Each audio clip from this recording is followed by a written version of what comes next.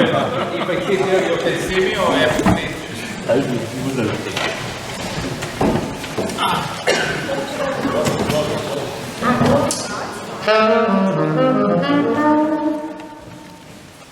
Do you have your own with you instruments? Feel free to take them out. Yeah. If you have. In general, I think it's a good practice to bring the instruments to workshop, because probably some of the teachers will invite you to participate. Now, in general, I see jazz. More students. Yeah. Huh?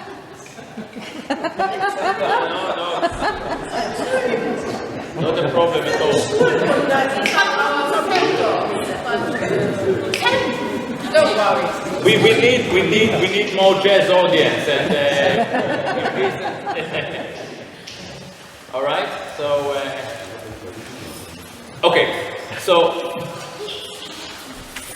if you look at the list of the workshops that I kind of line up this year, they are all concerned with one thing: putting yourself at the center of your musical life, which means, and I'll talk about it today, making yourself into your own mentor, into your own teacher, into your own tutor. And I think that, I don't remember the order, but Randolph is going to talk about finding his own voice. What was the process? Because he went into, I don't know if he brought his electronics, but he developed kind of a very, Randolph, are you here? I saw you, yeah. Did you bring any of your electronics? Yes. So it would be great if you can bring, it's your choice, but I don't tell you what to do, but it is very, very interesting. Thilo, I think, is going to talk about from Oscar Peterson to Thilo Wagner. So it is very clear where it started and what inspires him, but he's still Thilo. And we will have also a workshop of kind of a collective, kind of a few of us. And we will take, I don't know, we didn't decide what we're going to do, but I think that's what we're going to do. We are going to take a tune, or you can ask us along the workshop for a tune, and we'll start to play with it and to give it different colors. We have a very long history of jazz creativity, but we only remember a few names. John Coltrane, Miles Davis, Oscar Peterson, Duke Ellington, Cameron Boladeli, Bird, Frank Sinatra, Johnny Arthur. Doris Day. Sorry? Doris Day. The reason is that very few people have managed to explore something very unique and became a voice. Now we are living in a very, very tough world. I think that you are all aware of it by now. And we are very lucky to be musicians, because there is no manufacturing, there are no jobs, but we can still produce music on a personal level, and if we take it further, to reach some audience. And if you want to make your life meaningful as a musician, as musicians, you have to find your own voice. So what we are going to do today, and I've done it many times before, so some of you seen my method, and it's a very simple method, so it will take me just 3 to 5 minutes to explain it. We will explore this idea, and then we try to see how it applies to you. As I mentioned before, in order to become very good in whatever you want to be good at, you have to do 3 primal things. Number 1 is identifying your problems. And it is very difficult to identify your problems because most of us are living in denial. Most of us practice the things that we are good at instead of practice the things that we struggle. And this applies to all of us, including me. Alright? It is very difficult for us to admit to ourselves that we struggle with rhythm, or that we struggle with our ears. We don't hear very few things. Or we struggle with intonation. The most important thing before we do anything else is to identify our biggest issues, our biggest problems. Number 2, you have to develop your own method to deal with your problems. If you come to study with me, I will teach you how to deal with my problems. You don't want it. There are a lot of them. You don't want it. You have to develop a method, and this we will concentrate on it in a second, to develop a method that addresses your own specific problem. And when you do that, you start to become your own teacher. Now, I had quite a few students at a certain stage of my life. I was teaching in kind of a big school, college and university, and I always told my students, next week, come with an exercise that you develop for yourself that addresses your problem.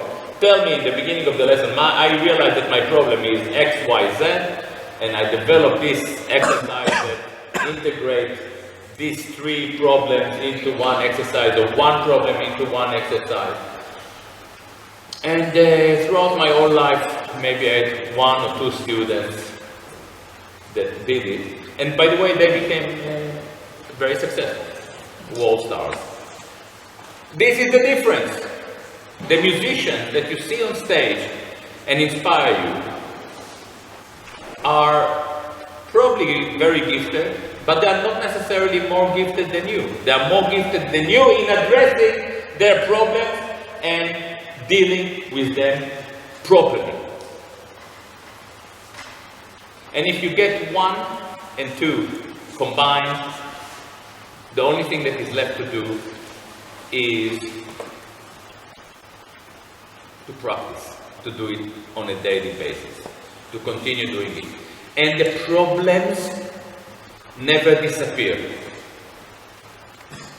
Your fundamental problems are not going to be resolved. They will follow you your entire career. And the most beautiful thing, and every teacher in this course will tell you, that they never stop developing. They probably, you can hear that most of the teachers here are getting better every year, but it's because they keep working on these 3 things, that keep dealing with their issues. You can ask Enzo, he has a lot of issues. No, All right? This is why he come to the front line, because he wants me to. No. The musicians who make it into a career, into a professional successful career, are most often not necessarily the most gifted ones, but those who manage to get kind of a routine of practicing that addresses those issues. I can tell you, I'm 59 years old, and throughout my career I came across a lot of people who were astonishingly talented, way more gifted than me, and in most cases they evaporated musically before their 30s. And you know why? Because they didn't struggle. They didn't have an issue that they really took care of and made it into a system. Now, once you start to develop things into a system and you take it seriously, you can get to the position that you start to sound a bit different. You start to sound like yourself. Now,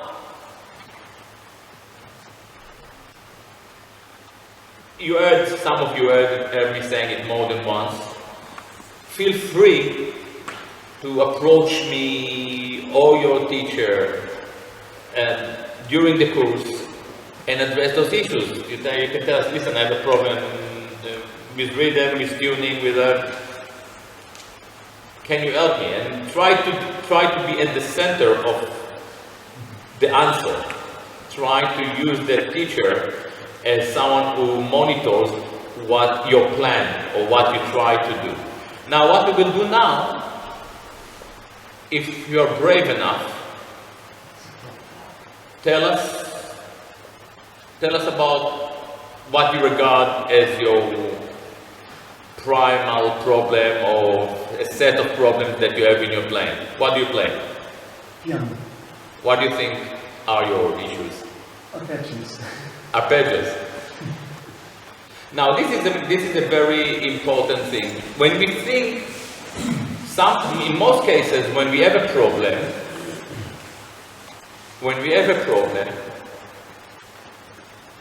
it's like a disease.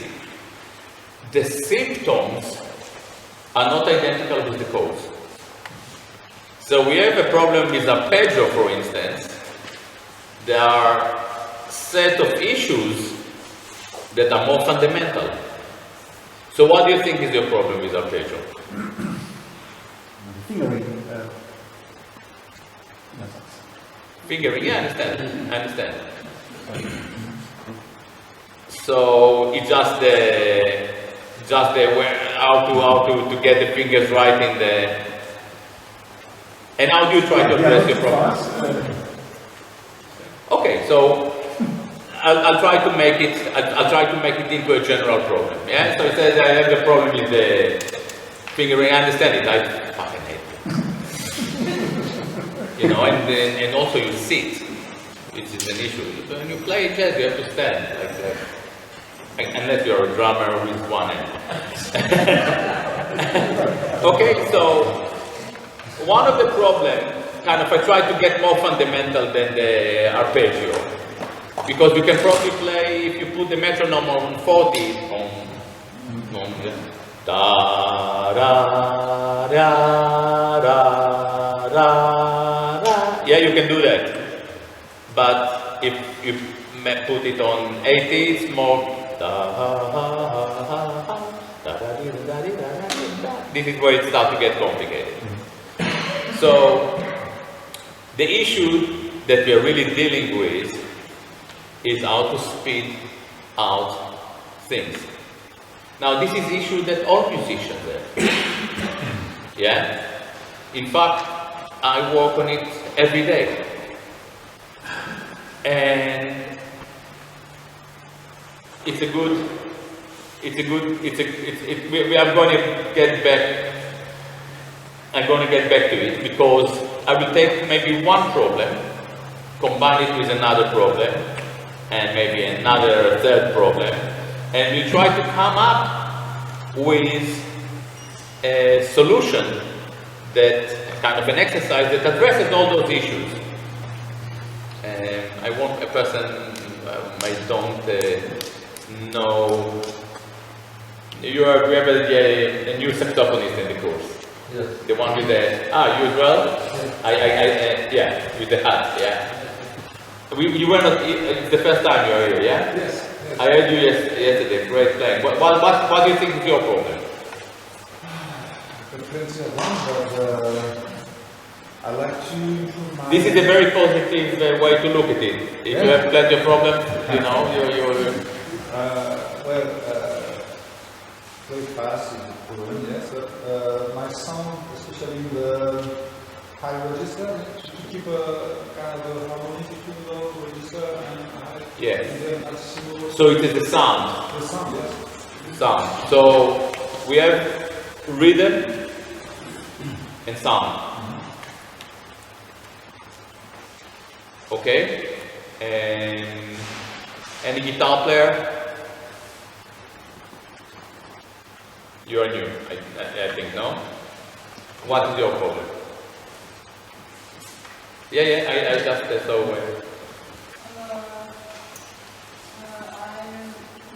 Just problems, but maybe timing and theory? Is that? Chord changes. Great. Okay, so we have time, sound, chord changes. Okay?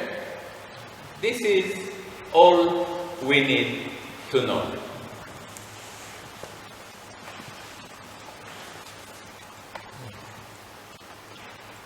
I can try to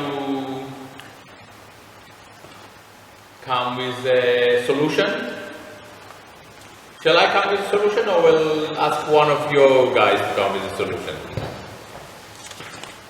Okay, I'll come with a solution. So to start with, this is something that I found really late in my career, thanks to a great drummer who played with me for many years, and he became a Conocol addict. For some of you who were in this course saw him, may remember him, Asa.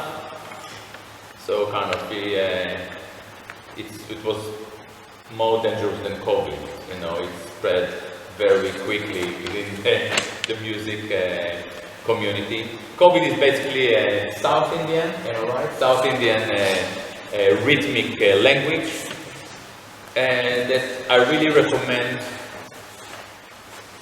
everyone here to dig into. You can do it through the internet. We can deal with it later, but I will show you just at the moment just the most simple, maybe a concept of 4/4. Yeah. So the way we count is 1, 2, 3, 4. 1, 2, 3, 4. Do it with me. 1, 2, 4, 2, 3,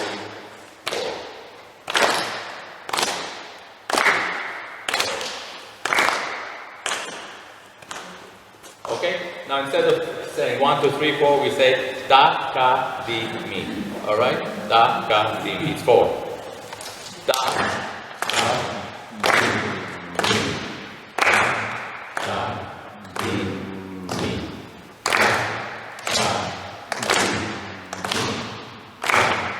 Da, di, mi. Alright? Simple. Now what we are doing, we were doing 4 now. If we do it 8, it will be taka-dimi, taka-dimi, taka-dimi, taka. I'll do it again. Taka-dimi, taka-dimi, taka-dimi. And triplets. Taka-dimi, taka-dimi, taka-dimi, taka-dimi, taka-dimi. Again.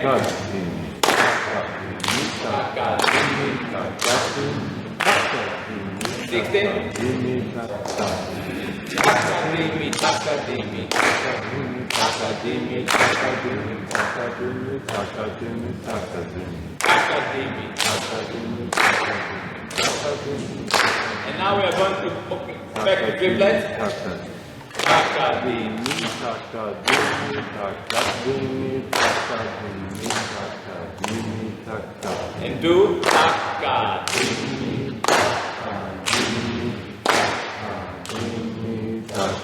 In 4.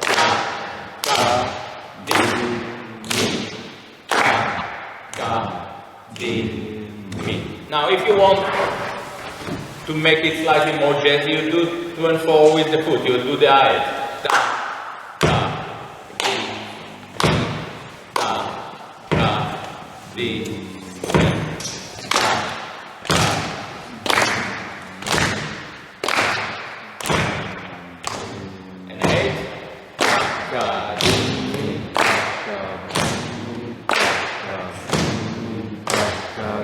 Triplet.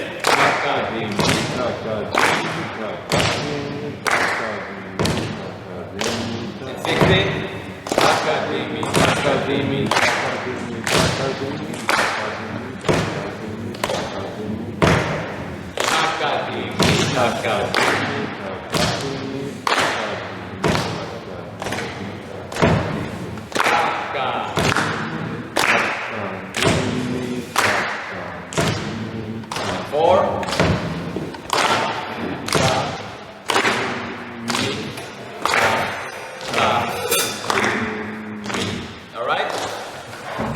it's a good idea to have higher. This is a very important instrument to have it on.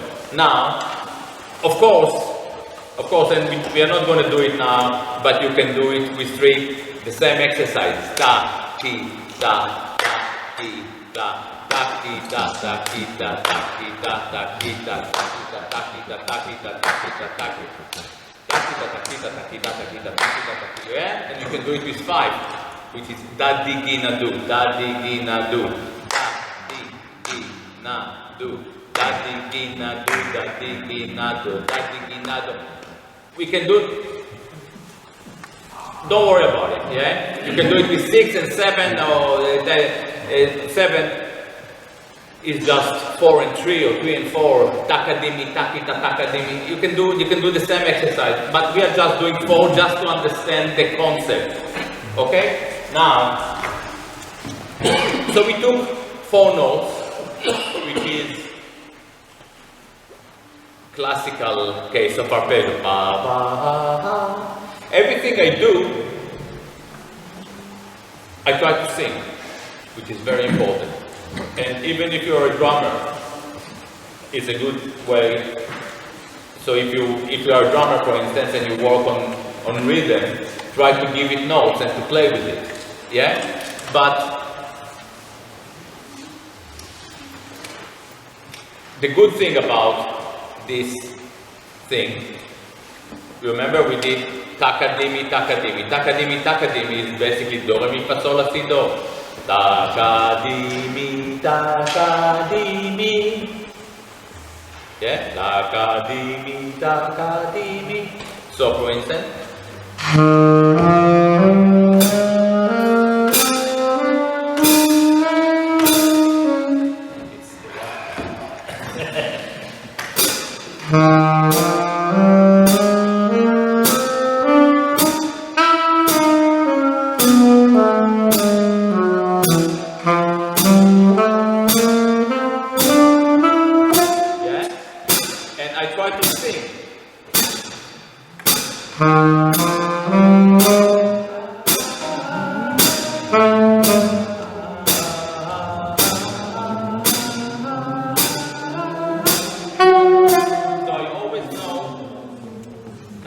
an image of the saxophone, yeah, and I do it, actually I do it a bit fast now, yeah, but the next thing,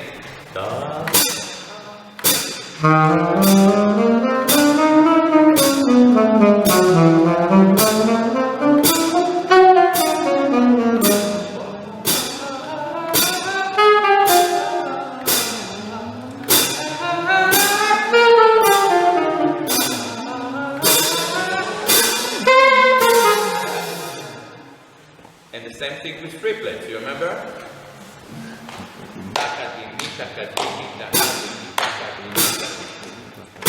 If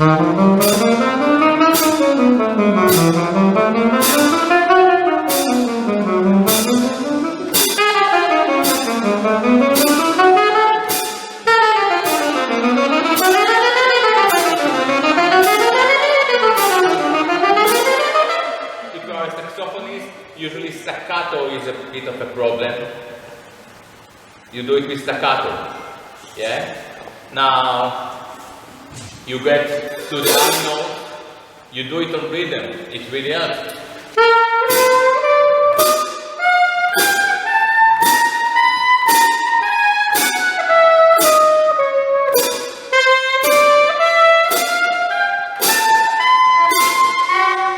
I have a problem with my reel at the moment. It's that I live in Athens and I think that nothing survived. I don't believe in climate change, but my reels do. You know. So it's a problem. It's a conflict. Now, once you understand that, we can get into, for instance, arpeggios. I show you something that I'm doing. I like to think of hexatonic.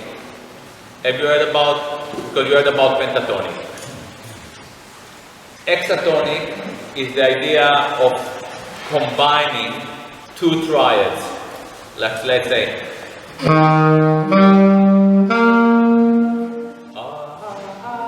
Sing with me. Yeah, so this is a normal triad, and then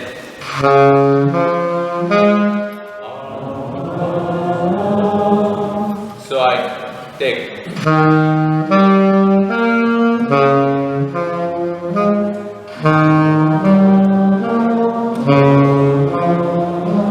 now look what I'm doing now.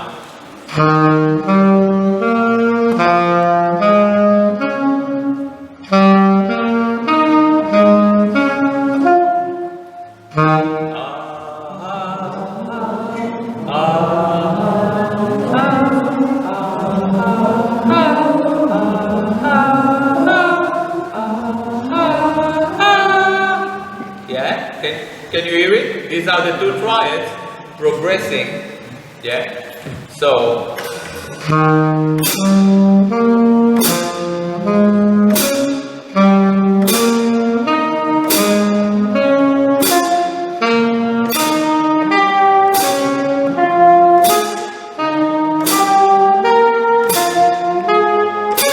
So this is doing 2 and 4, but the phrase is made out of 3 notes. So once I'm kind of off the beat, once I'm on ba,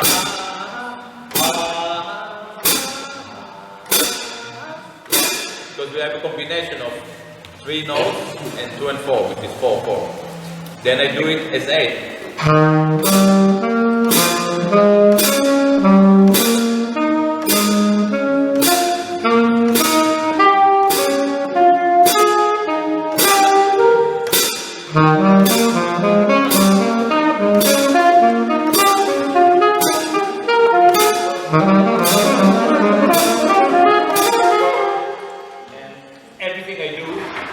I do with a metronome. I hope that it's loud enough.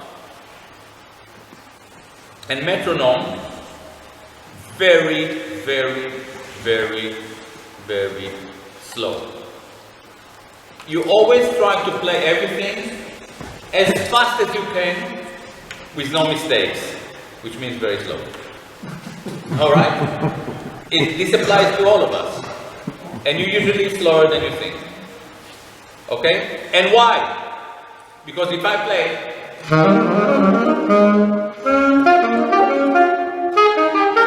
this is the worst thing that you can do to yourself. You know why? Anyone can say why? You skip mistake. You skip mistakes. What really happens? When we play jazz, our mind is never where the music is. So if you're a drummer, you play and it comes to the, you're thinking 4 bars or 8 bars or 16 bars form. Am I right? You never think where you are. The booth. Yeah? Am I right or not? Yeah, of course. Yeah? When you are playing saxophone, you play 2-5-1. You are never in the 2 and the 5 and the 1. There is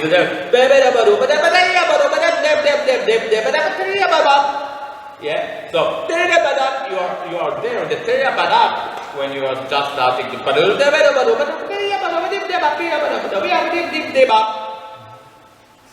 the mind has to be synchronized with the fingers, with your imagination, with your kind of line center in your brain. I don't remember if it's in the left or the right side. I never looked into it. I don't know.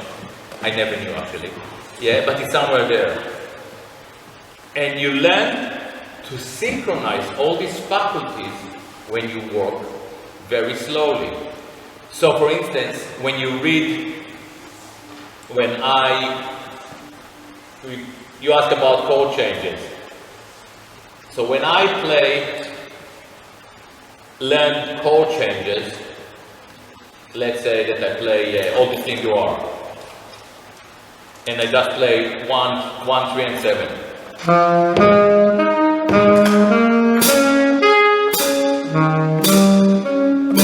So when I'm in the I already know that I know where is the next chord. Now if it's too fast, if it's faster than I can handle this information, I miss the opportunity to learn to work in a synchronized manner. It's always better. Start to work on 55, on 50. When I struggle with something, I play on 50. There is nothing wrong with it. The neighbors appreciate it. All right? It's great. It works. We move farther. Now, this applies to arpeggios. The reason that you struggle with arpeggios is because you never really did it slowly. So if the problem is the fingering, you do it slowly and you get this mechanism into your fingers. The reason that you struggle with chord changes is because they come too fast. It's frightening like shit. It's frightening like shit, but if you walk it slowly, you will get this into your fingers. And it gets to the point where I don't want to say when I play jazz, and I think that most musicians, I don't know, maybe some of the teachers won't agree with me, I never think of the changes. The changes are somehow burned. You know, when you sing, you know, you kind of anticipate the sound and you fall on it correctly most of the time, you know, because we have these faculties synchronized. So if I have to play a blues,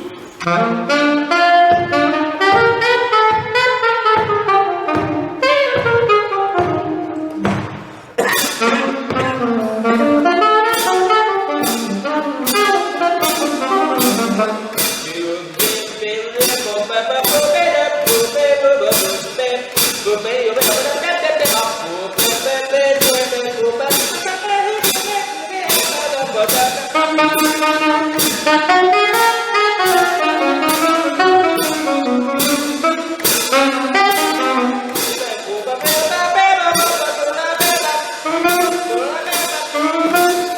exactly where I am.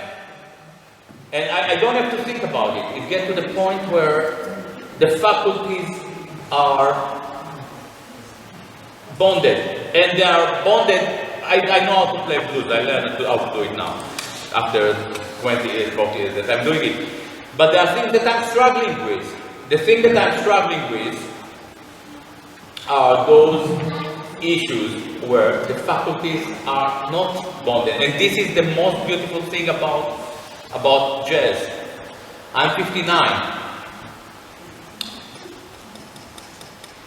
No, I'm saying it, it's quite devastating for me to enter the information. And, you know, and I'm still learning.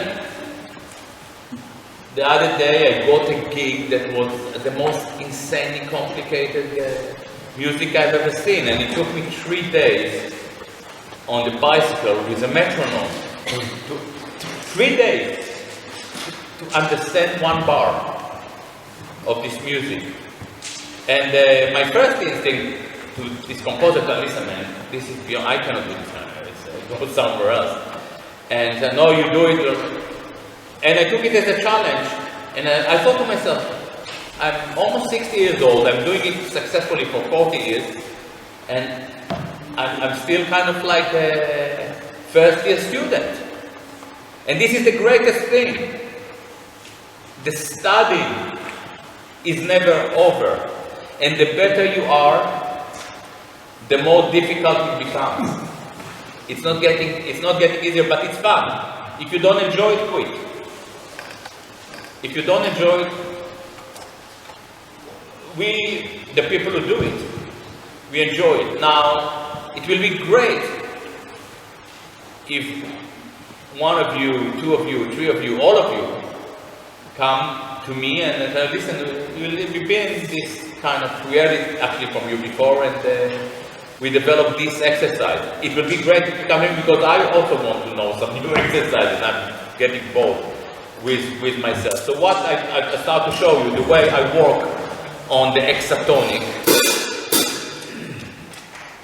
So if it's becoming too easy,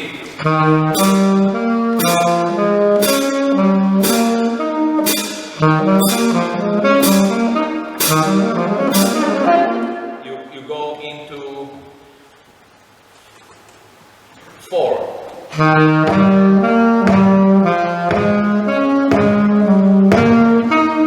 It's exactly the same note.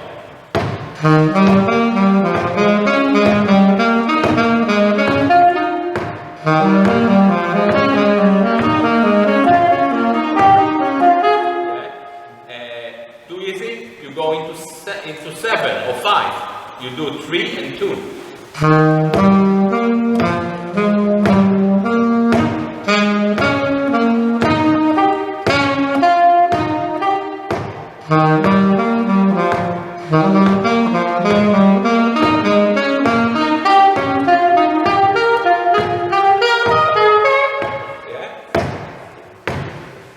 This was triplet. Now 16.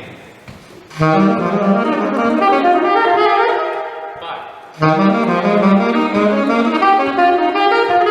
6.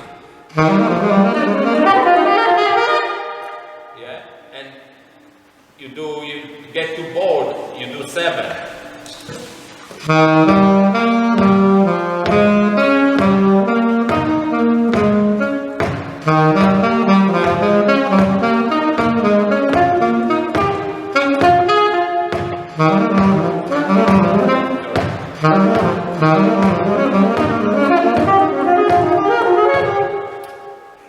You know, and you can take different triads. I just show you, these are my problems, you don't have to try it. You know, it's just more interesting on saxophone than doing the arpeggio. But you want to do it like normal arpeggio?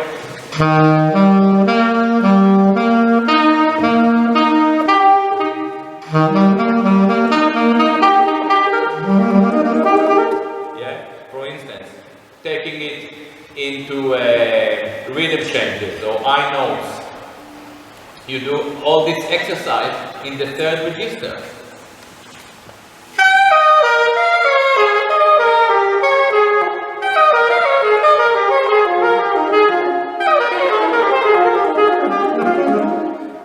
It's too boring.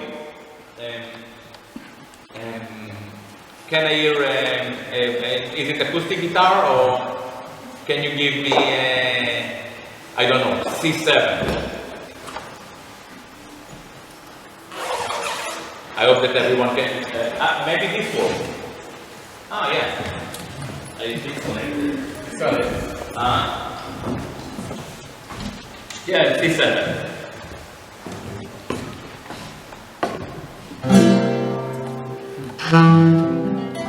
So C7, I play.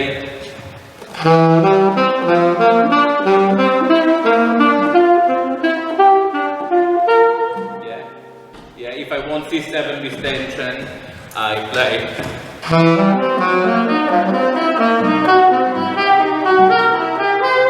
Which is basically C and E flat minor, or it's again just to try it, or C and F sharp.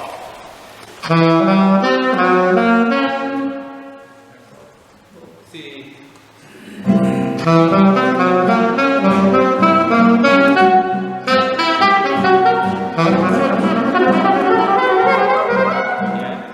Yeah. So you can, if you want to work on chords on arpeggios, you develop a system.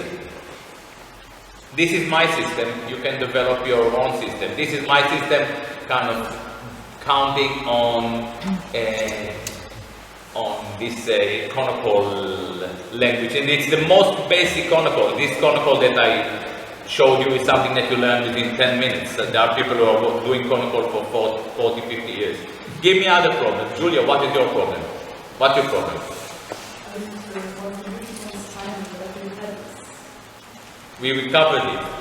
Yeah. And are you better now? And now I thought just 5.5 minutes. Anyway, so someone else, give me throw a problem on me. About the sound. About the sound. Sound, saxophone. Yeah.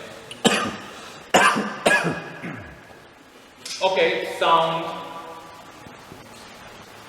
is, I think that is something that we have to address in the saxophone class. But sound is something that, in general, is a problem on every instrument, except maybe keyboard. Yeah, but on pianists, some pianists have sound and some pianists don't have sound. Bass, definitely. Saxophone, huge problem.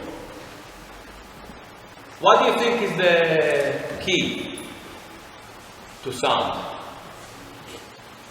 Technique. What kind of technique? Low tones.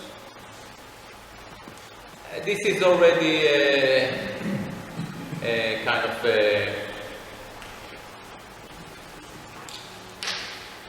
a practice. Connection with the instrument. Connection with your body and with the instrument. I think that the most important, and maybe I'm wrong, I'm not too sure.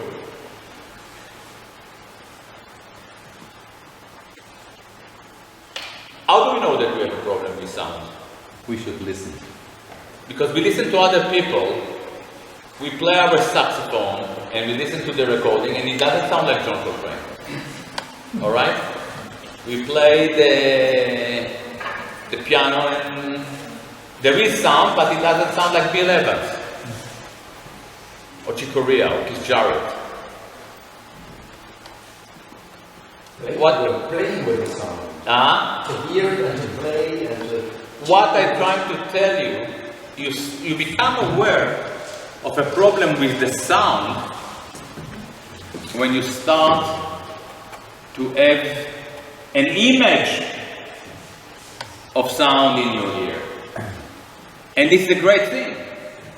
because this is where dissatisfaction starts. You are not happy with yourself. This is the greatest thing that can happen to you. That narcissism is cracked. Which for me, it never happened, but no, it happens all the time. All right? When you get to a point where, and for me, I thought for many years that my sound is quite good, and I'm recording it, and all the recordings that I did in London, it sounded nasally, it sounded like shit, and I couldn't figure it out until I started to record in New York, and I realized that they use different microphones for saxophone, what they call ribbon mics, which is not kind of the greatest mics, but they are great for saxophone, and I think for everything else.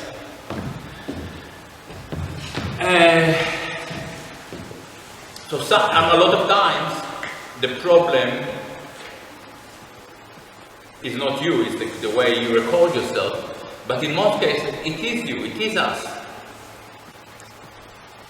So when you have an image of sound, if you like Charlie Parker, or Cannonball Adderley, or John Coltrane, or Michael Brecker, you try to figure out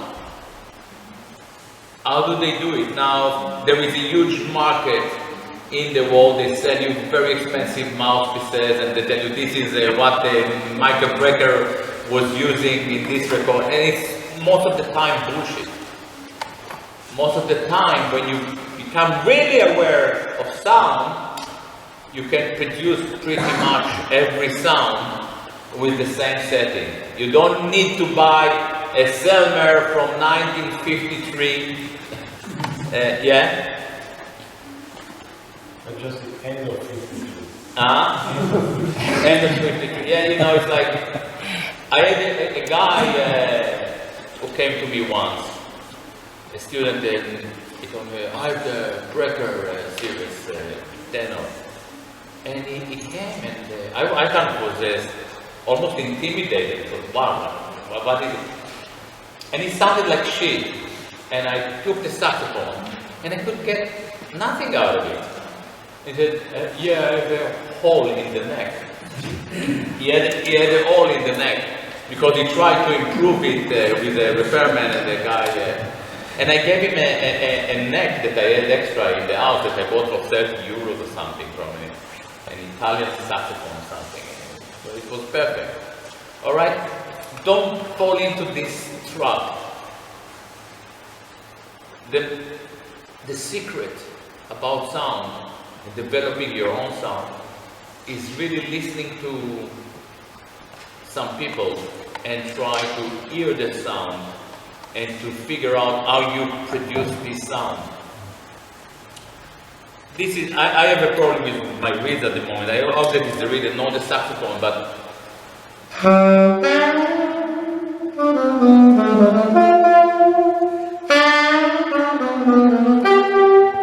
so yeah, I don't know, this is kind of a very 30s.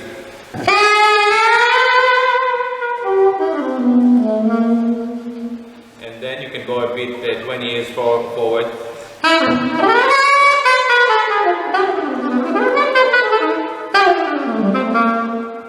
20 years.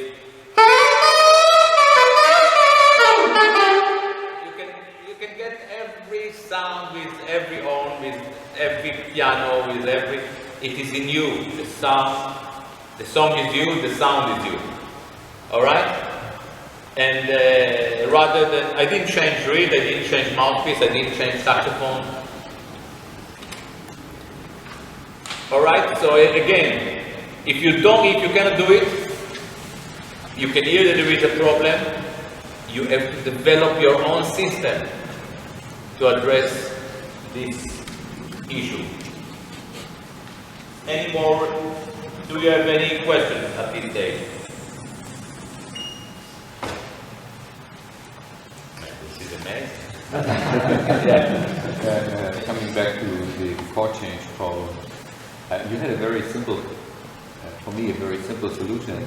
It's just burned in your head, you say.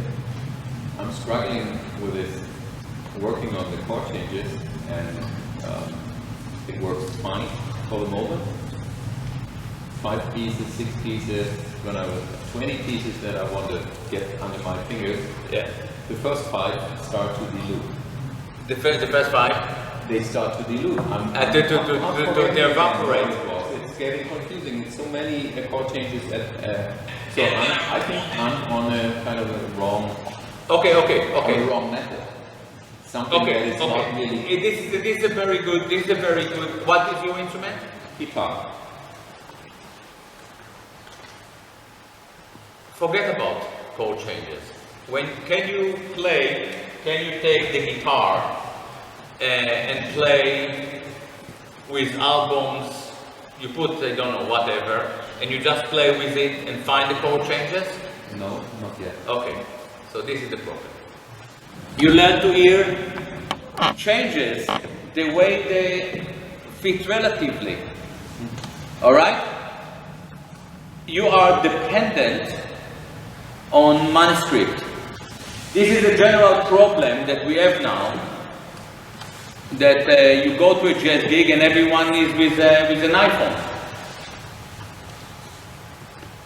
I played with a young musician graduated from, I don't know, music school, and they need a fucking iPhone to play blues. It's a problem. And you have to remember that Charlie Parker, Duke Ellington, John Coltrane, I don't mention Miles Davis, but he also didn't graduate from Berkeley.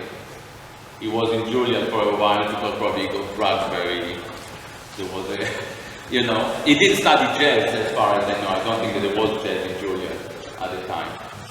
All right? They never went to these schools, and I don't think that there was a real book then. And when you listen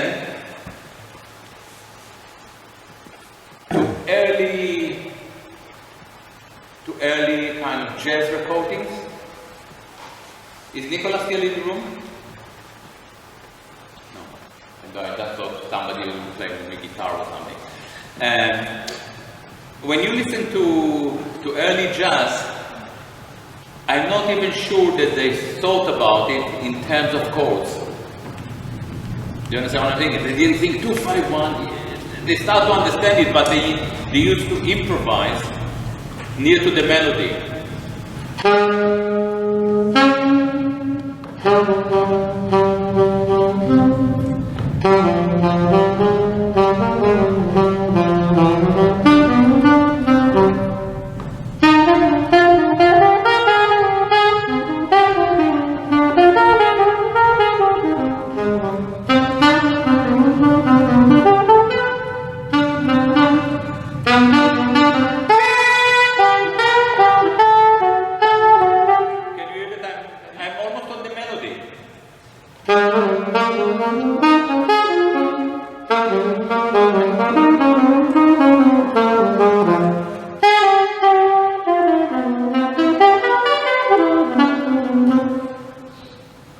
Do that. Play the melody.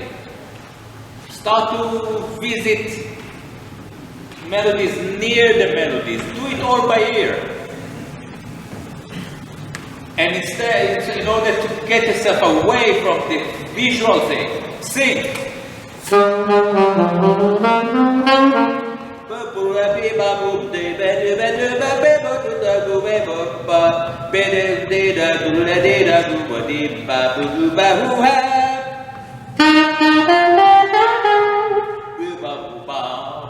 I was out of tune.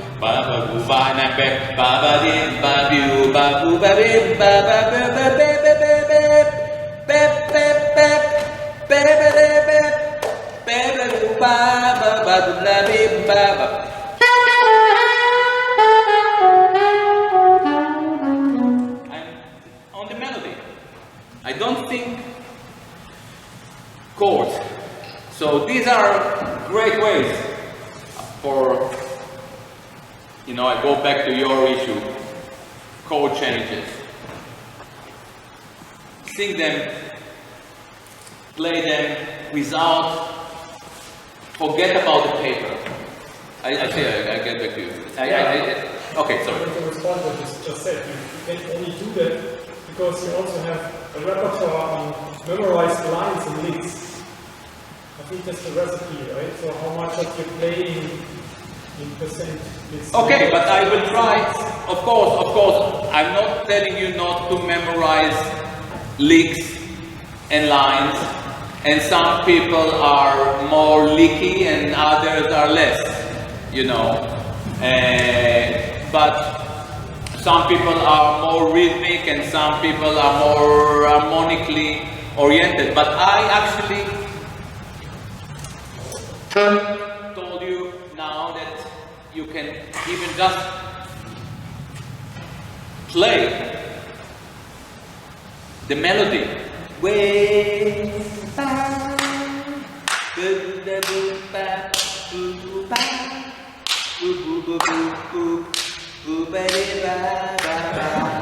And you do it kind of, and now you start to move. You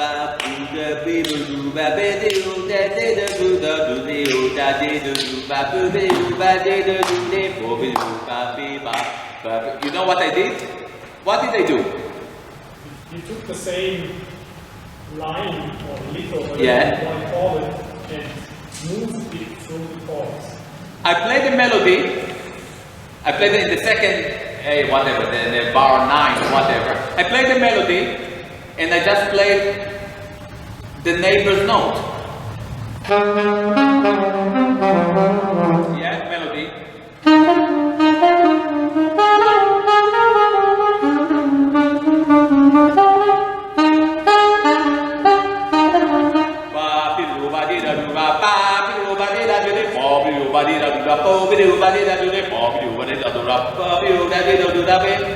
That's what it is. It's not even a lick. You just learn to love your neighbors. Christianity. Jesus. Basic. And I'm from the wrong region. And I got it. Alright? That's what I did. It's no licks.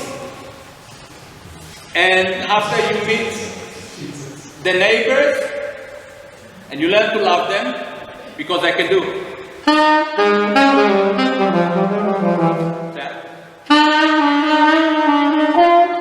And I think it sounds not bad.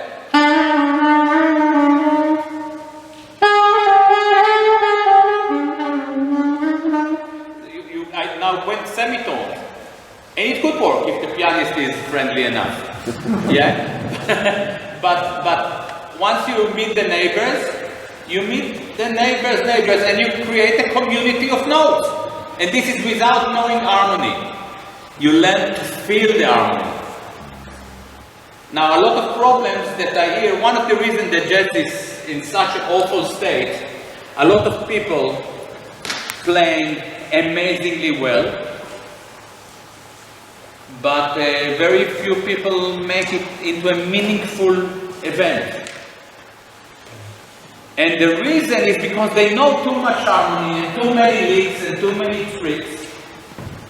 But the energy and the spirit are not there. When you listen to the most memorable moments of jazz, there are not many. What is it? Cannonball Adderley, something else? Coltrane with Johnny Hartman? Kind of a glue. 12 albums, 20 albums, 30 albums, 50 maximum, I think. No? More? I'm not sure, but maybe, but there are millions of jazz albums. All right? When they used to be kind of a jazz record shop, you go into the jazz section and there are 2,000 to 3,000 to choose from. So a very small number of those albums really made like unique moment, Mingus, monk. You know, it doesn't matter, you know, you Alice Coltrane, you know, it's the voice. It's not learning, it's not playing breaker licks. It is incredible that some people play and sound like breaker, but there will never be breaker. He did it. And this is how it works. So you're all here because you love jazz. Jazz is primarily about you becoming your own voice. And you will only become your own voice if you become your own teacher, your own oppressor, your own policeman, and you will only be satisfied with yourself when you approve what you're doing. And by the way, if you never become satisfied with yourself, this is even better. Because it means that you keep walking. The most great jazz musicians are never happy. Michael Brecker was very famous about being extremely unhappy with his own playing. And he's probably, technically at least, I know that some people don't like it, they're probably the most advanced saxophonist to work.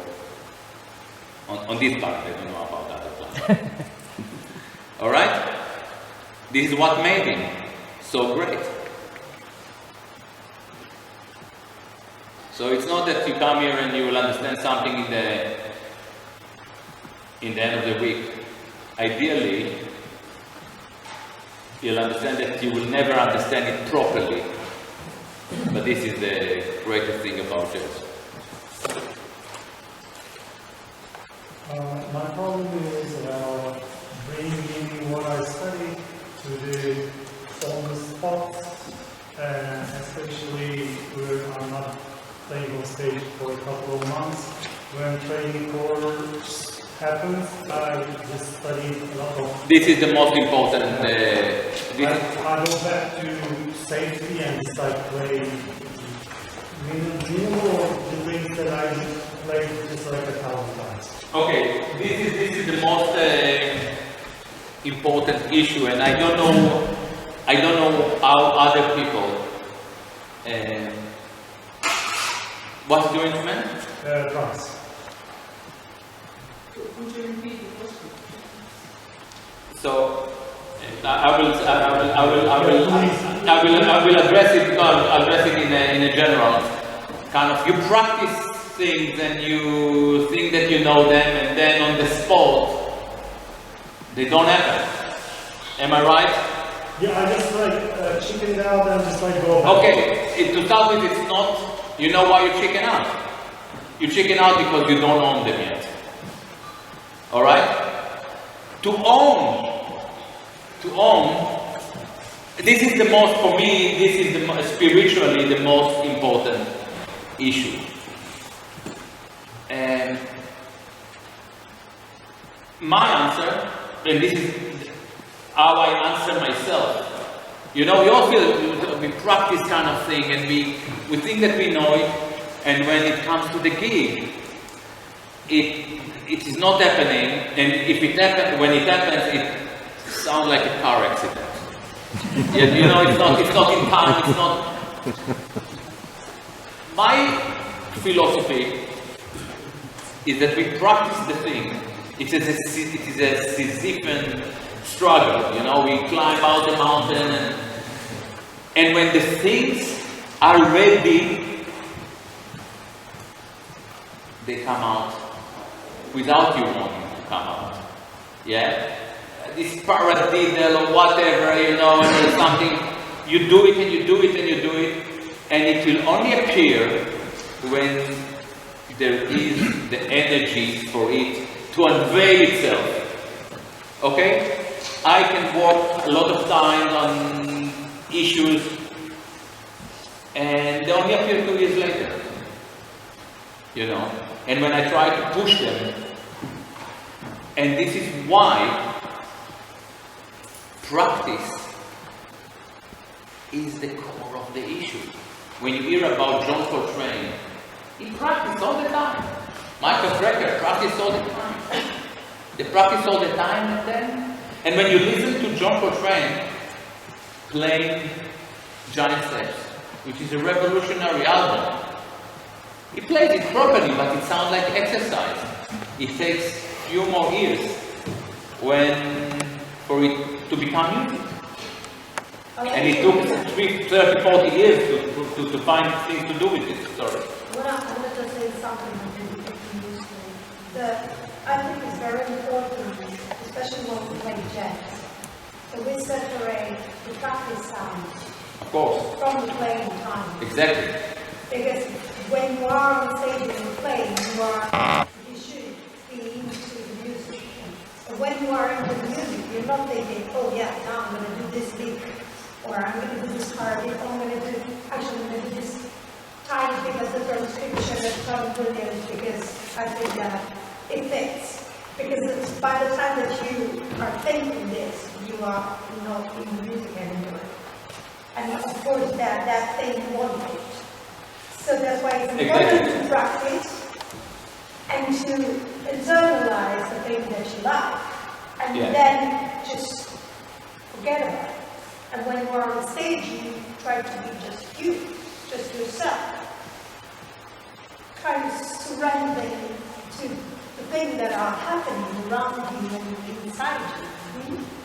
And in that moment when you are there in that place, then magically all the things that you practice will come to you, and then you will actually find your own way to express them with your personality. And that's, I think, right? No, I totally agree. And one of the biggest, the worst thing that happened to jazz, to music, to humanity, to the planet, is education. All right? Just to say that, into school. Yeah. And by the way, the fact that they gave us the school is because they want to control us.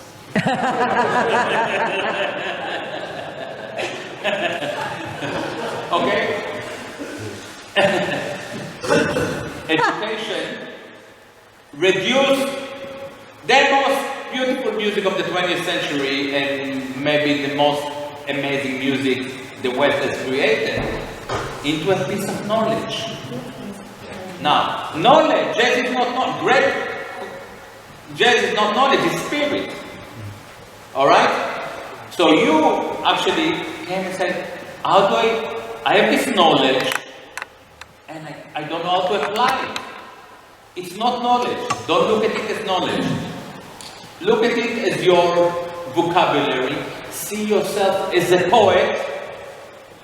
Yeah? And as a poet, you practice your vocabulary.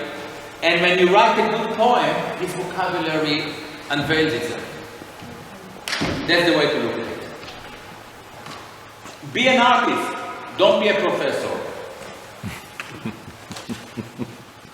Alright? Thank you so much. Enjoy it.